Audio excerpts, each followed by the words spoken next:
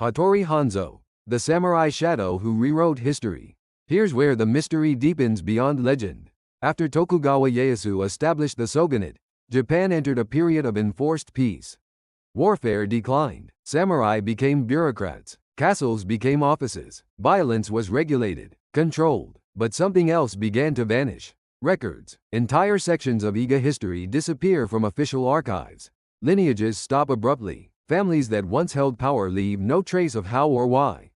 Certain military actions are referenced in letters but never described in chronicles.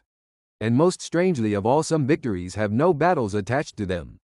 No casualty counts, no locations, no commanders, just outcomes. It's as if parts of Japanese history were edited, not erased violently, but carefully omitted. Which leads to the most unsettling theory surrounding Hattori Hanzo. What if his greatest battles were never meant to be recorded? What if his most important victories didn't involve combat, and therefore left no scars for historians to trace? What if the true ninja war was not fought on battlefields but in archives?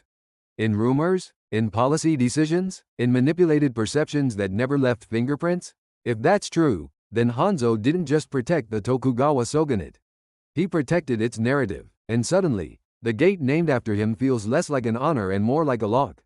Now we arrive at the artifact that made Hattori Hanzo immortal in pop culture. The sword. In modern media, Hattori Hanzo is synonymous with an impossibly sharp blade forged by a master swordsmith. A weapon so perfect it becomes mythical.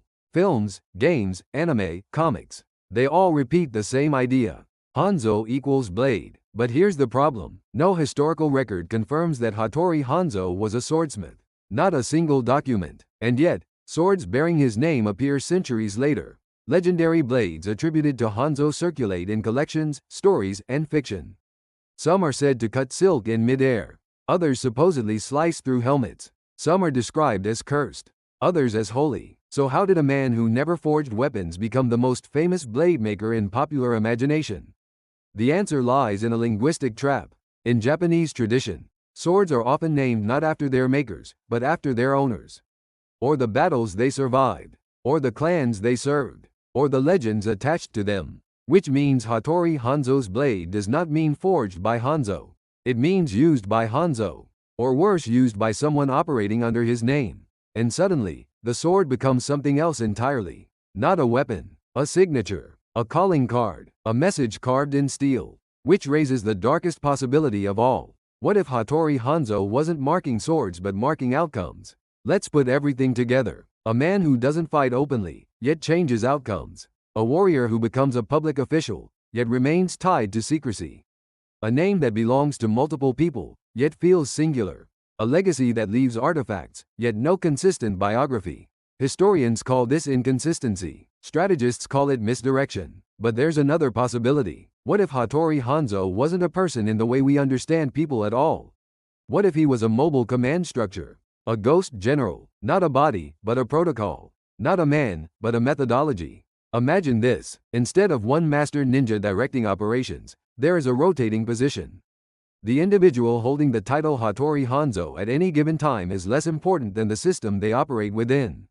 Orders move through networks. Outcomes appear without visible action.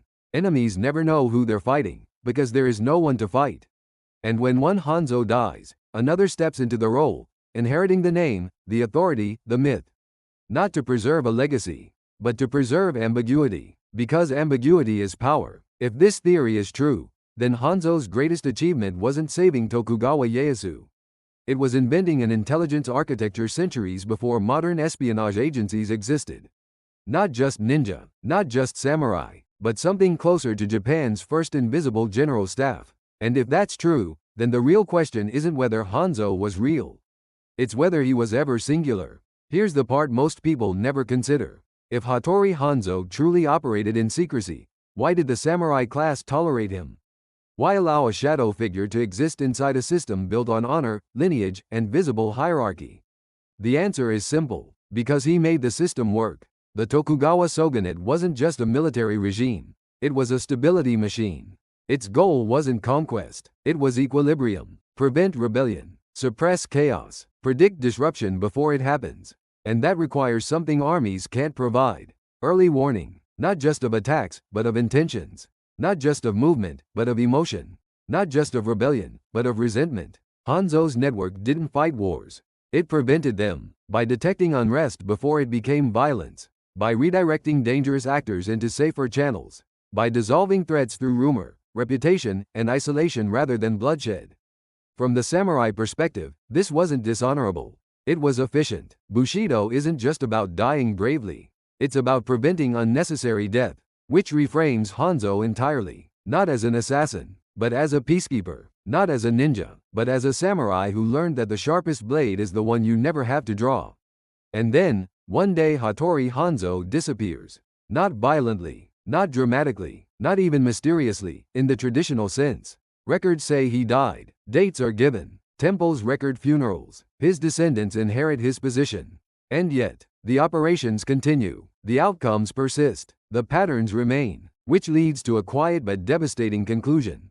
Hattori Hanzo did not vanish. He dissolved, not into legend, into infrastructure. His name stops appearing because his methods became normalized. What was once extraordinary becomes standard. What was once secret becomes systemic. What was once invisible becomes background noise. In other words, he succeeded too well to remain visible. And that might be the most ninja thing of all. So who was Hattori Hanzo? A ninja? A samurai? A general? A myth? A role? A system? The honest answer is yes. He was a warrior who learned that power doesn't require visibility. A samurai who discovered that loyalty doesn't require obedience. A strategist who proved that victory doesn't require battle. But more than anything else, he was proof that history's most dangerous figures are not the ones who leave the deepest scars. They're the ones who leave no scars at all.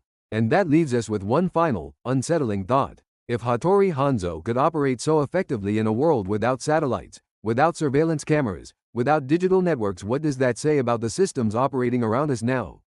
Because the most powerful forces in history are never the ones you see. They're the ones you don't even know to look for. And somewhere, in the quiet architecture of power, the shadow of Hattori Hanzo may still be standing guard. Thank you for watching. Japan's history still hides countless secrets, and we're just getting started. If you want to uncover more mysteries of samurai, ninja, and ancient Japan, subscribe and join us on this journey through time.